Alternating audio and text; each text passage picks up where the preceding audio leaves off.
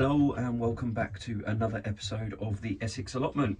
I'm on the farm this morning, and as you've just seen, I've been building my root washing station.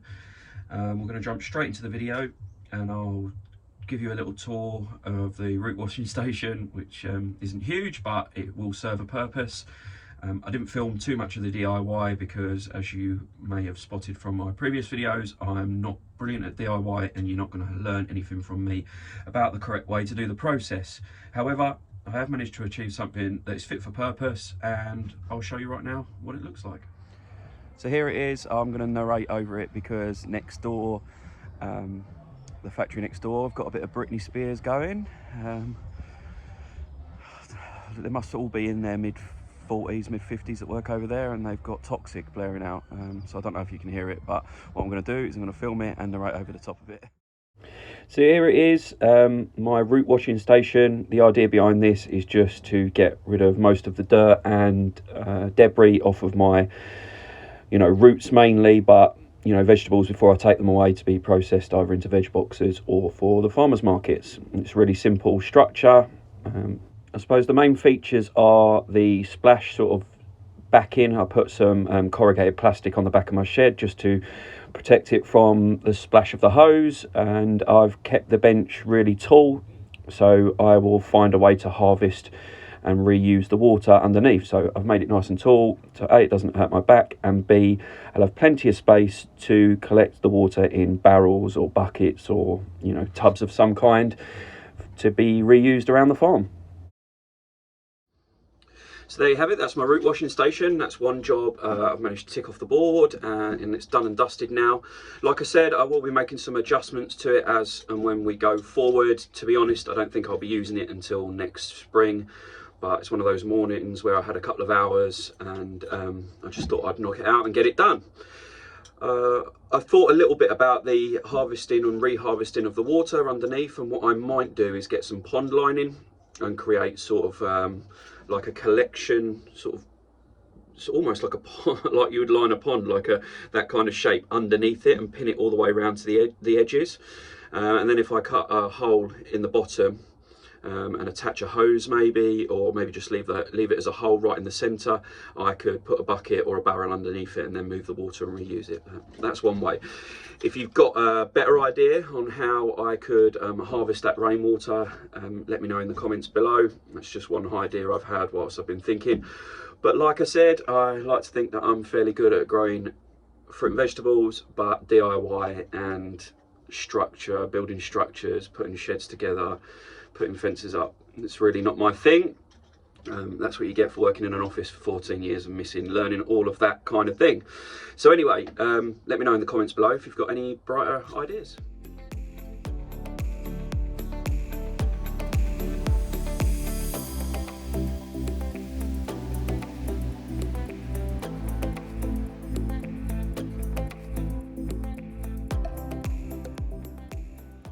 So I just took you for a little walk up the other end of the field.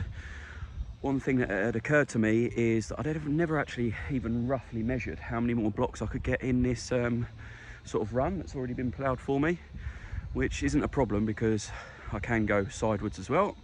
But like I've said before, I need to do 3 more blocks, so C, D and E before spring in an ideal world, so that next season I'm working on 5 blocks. And with that little paced out, I've got about, even if I've got it wrong, I've got plenty of space. Anyway, I've got plenty of space, that's what I'm trying to say. You can comfortably get 3 more in, and then probably another nursery bed up the far end, which will work out nicely. So fingers crossed, when I come to measure it properly, that'll all come true. But yeah, 3 more blocks in this row, which saves me going into all that next season. We'll extend into that the season after.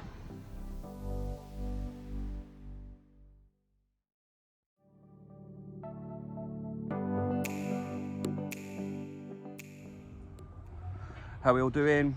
So that garlic that I was harping on about in the last couple of vlogs, we've just done a whole, me and my mates just done a whole bed here. So it's about 500 cloves. I'm just going to move on to this next one here and get the rest in. That'll be a job well done and a job out of the way. And garlic's great because you just stick it in the ground now. I might put a little bit of a mulch on it, I'm not sure, but other than that, it's done and dusted, and all I've got to do is weed it until it's ready to harvest at the beginning of next summer. So that'll be another huge job and weight off my mind.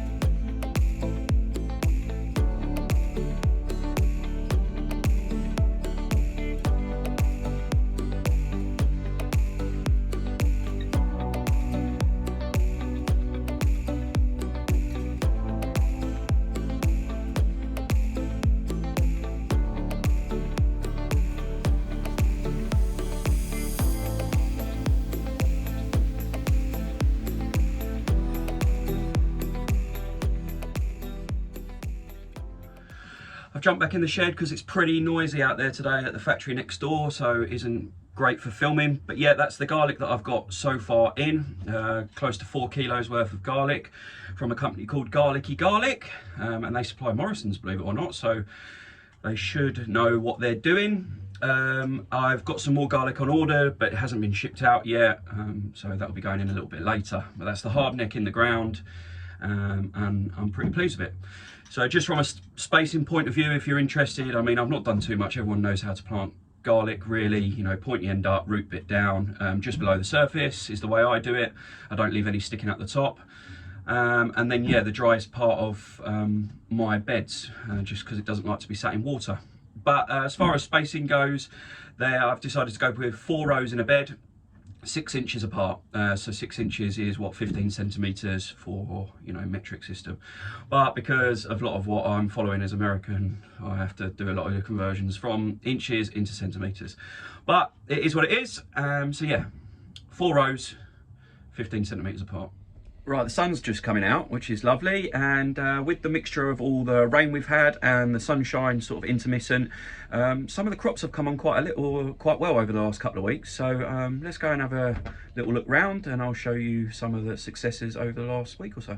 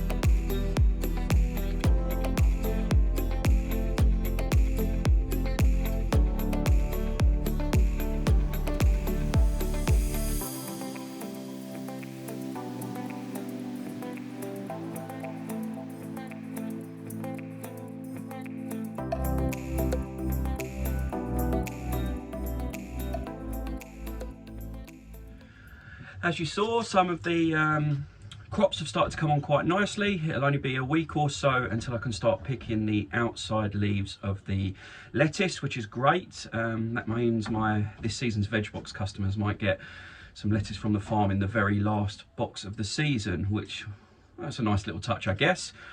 They enjoyed the radishes from this week's veg box just gone. What else did we look at? We looked at the Cavolo Nero kale, which isn't massive yet, but it's definitely putting on new leaf growth and fresh leaves, and it's staying quite short and stocky, so that's a good sign. The most exciting thing out of all those clips was the onion sets that we planted just 2 weeks ago. I've already broke the surface, and they're coming through nicely, and it looks like is it still germination when it sets, but the growing rate of those seems fairly good, and they've broke the surface, especially the brown ones. The red ones are taking a little bit longer. The carrots, nicely, again, they'll just go dormant soon over the winter, and we'll be picking those early spring before they bolt and go to seed. The great thing about them is they can just stay in the ground all winter. They'll just go dormant, and as long as I capture them before they go to seed next season, I should have some nice early carrots. Red Russian kale's coming on nicely. The beetroots obviously still look great, but yeah, some real strong, healthy growth after over the last couple of weeks, because of all the rain we've had, because of the sunny spells that we've had in between the rain showers, which is just perfect growing conditions. One thing I want to try and do is answer some more of your questions and talk about the things that you want me to talk about. So as always, if there's something you feel like I'm missing and you want to hear more about, stick it in the comments below. But one of the questions that I get quite often and asked quite often against different platforms of social media is sort of, what feed are you using? How do you feed your plants? How often? And the truth of the matter is I'm trying something completely different this year.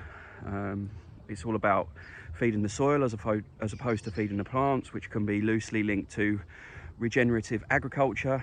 So let me jump back into the shed and we'll talk a little bit about regenerative agriculture and what it is that I'm trying to achieve and how I'm using that to help feed my plants.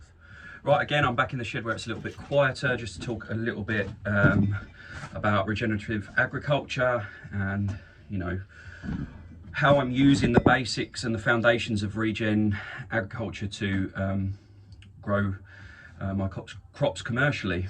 So yeah, this is sort of prompted by that question that I get asked all the time, which is, what do you feed your plants? How do you feed them? Are you dig or no dig? That sort of like links into it. And I suppose the truth of the matter is I don't label myself as anything.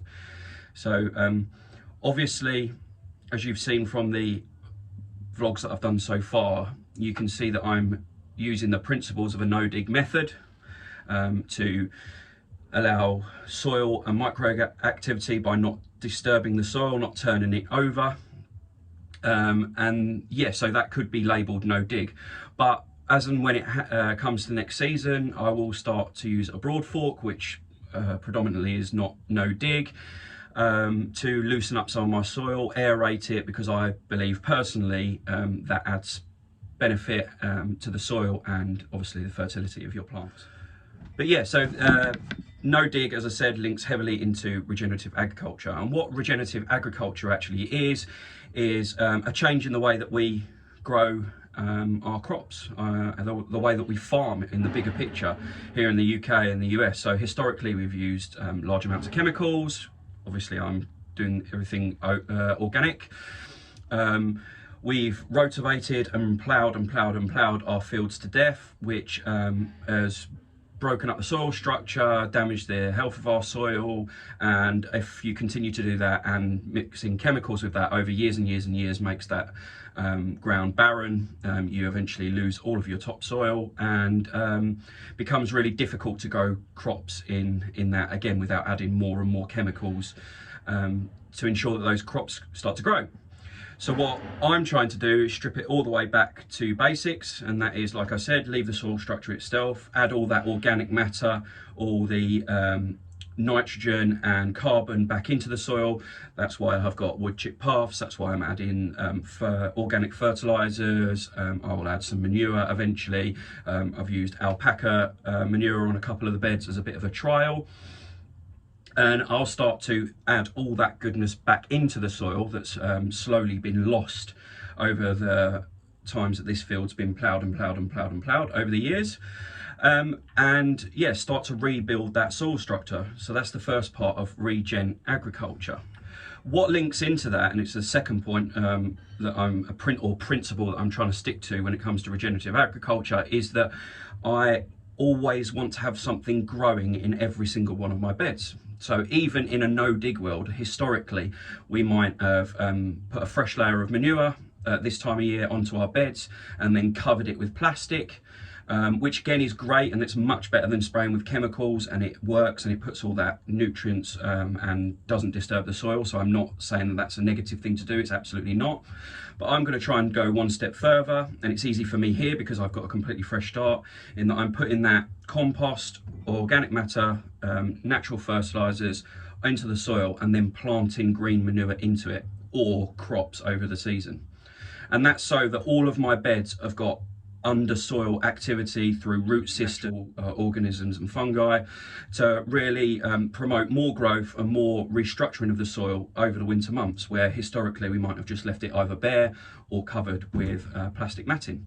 And I should add that my opinion on this as I've got going has changed, because if you remember, and if you followed right from the beginning of the vlogs, I cut 10 strips of plastic to the perfect size of the beds, and my original plan was to do exactly that, add that organic matter onto the top of the surface and cover them with those plastic weed membrane. And I might have to do that with some of my beds as I create blocks further, because the time to plant green manure will have run out as I'm doing it over the winter. So again, it's not a negative, but now I've got these beds, all these first 20 beds in the first 2 blocks done and dusted and up and running, I thought it would be better to get that undersoil activity going through green manures and growing some winter crops that I don't necessarily need. So if I link that back into the questions that I've sort of been asked over, you know, the last few weeks, and as I've started vlogging about this farm, am I no dig or dig? I don't label myself. I'm using regenerative agriculture principles, no dig principles. I'll do a little bit of digging as it goes on, but the main sort of 2 principles that I'm trying to create is not disturb the soil structure, and always have something growing in my beds where I can. The second part of the question, or the second question that sort of prompted this little bit towards the end of this week's vlog, is just around what do I feed my crops, what feed am I going to use? And you know, for specific crops I might do a little bit of liquid feed for the really hungry plants, especially considering I'm starting from pretty rough soil that's been overploughed. However, the principle is that you don't feed the plants, you feed the soil. Again, that's another part of regenerative agriculture, almost like the third string of regenerative agriculture. And by adding all that micronutrients, nitrogen, carbon back into the ground, you are creating a sort of buffet of food for your plants that's there 24/7 all year round, as opposed to having sort of like barren soil that you then albeit with organic feed, you then feed the plants and feed the roots as and when they grow. So I'm hoping to have the soil in good enough condition, have my organic matter broken down by next spring, certainly in blocks A and B, and hopefully in the rest of the blocks as I build them in the next few weeks, so that I continue that principle of feeding the soil, you know, using some of the organic, and this happens to be veganic, soil conditioner that I've been given. Then also the wood chip paths will also break down and add that carbon, obviously over a lot longer time, back into the soil.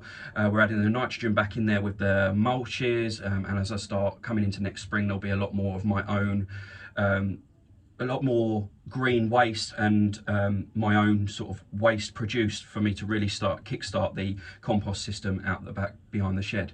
So all that links into feeding the soil as opposed to feeding the plants and the roots. I hope that makes sense. I do tend to waffle a little bit and lose my sort of train of thought, but I'm not one of these that's going to re-record over and over and over again just to get fluidity. I hope you've taken a couple of relevant bits of information out of that.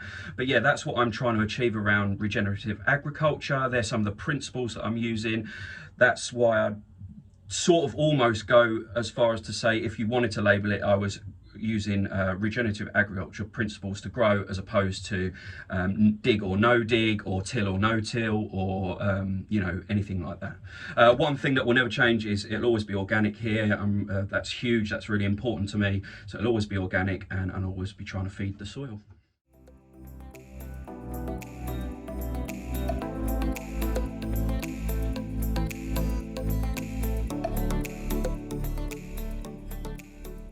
Right, I'm going to leave it for the vlog this week and crack on with some jobs. If you made it this far, thanks very much. If you watched all of that little bit about regenerative agriculture, I hope you found it interesting and relevant. Thanks as always for watching my vlogs. Please subscribe, tick the like or hit the like button, should I say. It really helps my channel to grow. And like I said, if there's anything that you want me to talk about in the future or to look at in more detail, give me a shout in the comments below. But have a really productive week, and I'll see you next week.